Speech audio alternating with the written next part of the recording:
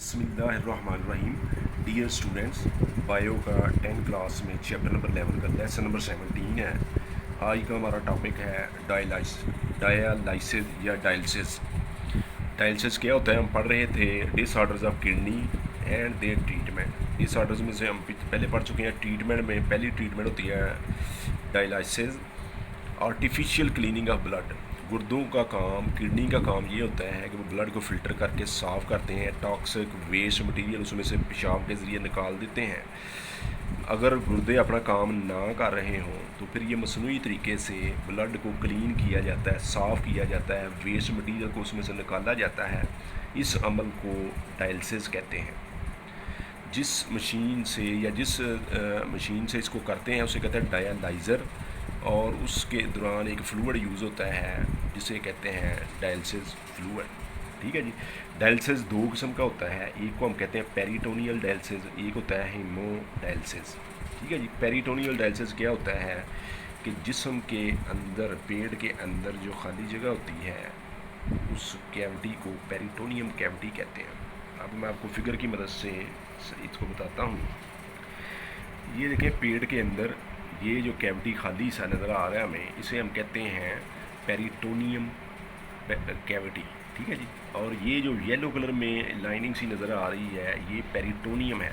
Peritoneum का मतलब है ये वो मेम्ब्रेन है जिसने पेट के अंदरूनी हिस्से को, एक तो कवर ये डबल लेयर होती है जिसमें एक तरफ तो ब्लड, जिसको बड़ा करके यहाँ से दिखाया है ब्लड, ये रेड कलर में जो नज़र आ रही है ब्लड वेसल्स है, और इस तरफ जो है ये मेम्ब्रेन है जो ये ऑर्गन को भी कवर कर रही है और ये पेट के अंदरूनी हिस्से को भी कवर कर रही होती है।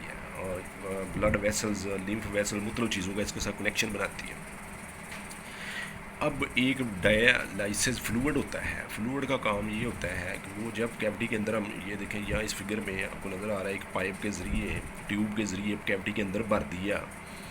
अब ये जो लाइनिंग होती है यहाँ से मेम्ब्रेन, ब्लड के जो वेसल्स होती हैं उनमें से ये जो वेस्ट मटीरियल है, ब्लैक कलर के डॉट नज़र आ रहे हैं, ये वेस्ट है।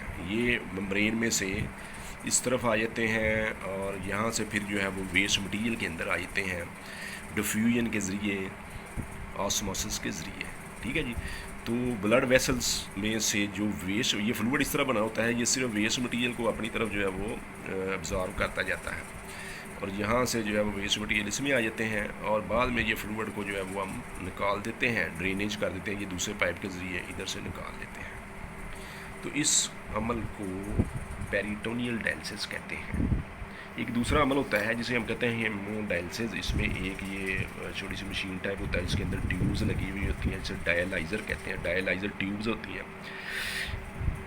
जिस बंदे का डायलिसिस यानी ब्लड को साफ़ करना हो वहाँ से उसका एक लिंक जो है वो उसके साथ देते हैं। ब्लड जो है यहाँ देखें पंप करके जब हम डायलाइज़र के अंदर लाते हैं तो इस डायलाइज़र की ट्यूब्स के इर्द गिर्द एक फ्लूइड होता है जिसे डायलिसिस फ्लूइड कहते हैं। वो हमने खुद ही बनाया है इसमें ये एक ख़ास तरीके से।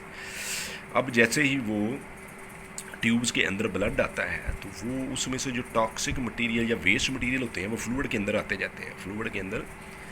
अब वो जो ब्लड बाकी बच जाता है वो साफ़ होता जाता है, वो यहाँ से इकट्ठा होकर फिर दोबारा इसी आदमी के अंदर जा रहा है जिसका ब्लड हम साफ़, यानी एक तरफ से ब्लड आ रहा है साफ़ होकर फिर दोबारा इसके अंदर जा रहा है।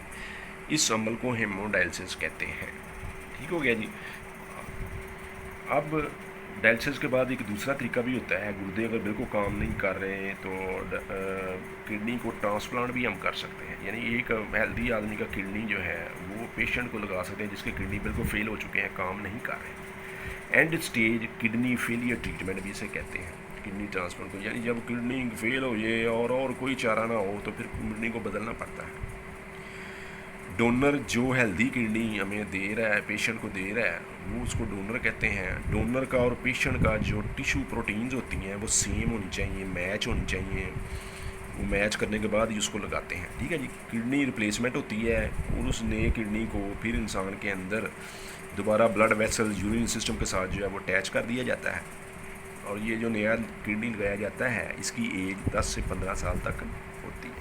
किडनी ट्रांसप्लांट करने के बाद भी कुछ प्रॉब्लम आ जाते हैं, जैसे ट्रांसप्लांट रिजेक्शन है, इन्फेक्शंस हैं, imbalances in the body salts है, बोन प्रॉब्लम्स हैं, अल्सर्स हैं। ये सारे जो काम है, ये प्रॉब्लम जब किडनी को आपने ट्रांसप्लांट करवाया, नया किडनी लगवा लिया है, उसके बाद ये आते हैं। ठीक है जी। इन्फेक्शन बार बार होंगी, बॉडी के अंदर जो साल्ट का जो बैलेंस होम्योस्टेसिस का जो अमल था वो 100% नहीं हो रहा, साल्ट्स बैलेंस नहीं रहते हैं, फिर बोन्स में कुछ प्रॉब्लम आ रहे हैं, अल्सर्स जहम हो रहे हैं कुछ। तो ये सारे प्रॉब्लम जो हैं इनको हम कहते हैं पोस्ट किडनी ट्रांसप्लांट प्रॉब्लम्स या प्रॉब्लम्स आफ्टर ट्रांसप्लांटिंग किडनी। यहाँ तक ये ख़त्म हो गया। आगे एक्सरसाइज में मैं आपको बताने लगा हूँ कि MCQs जो है ये मैंने यहाँ लिख दिए हैं उनके आंसर। पहले का आंसर D है, दूसरे का D है, तीसरे का A है, चौथे का C है, पाँचवें का C है, छठे का B है, सातवें का A है, आठवें का D है, नौवें का D है, 10वें का C है। इसको निशान लगा लें और ये सवाल जो है इसको तैयार करें।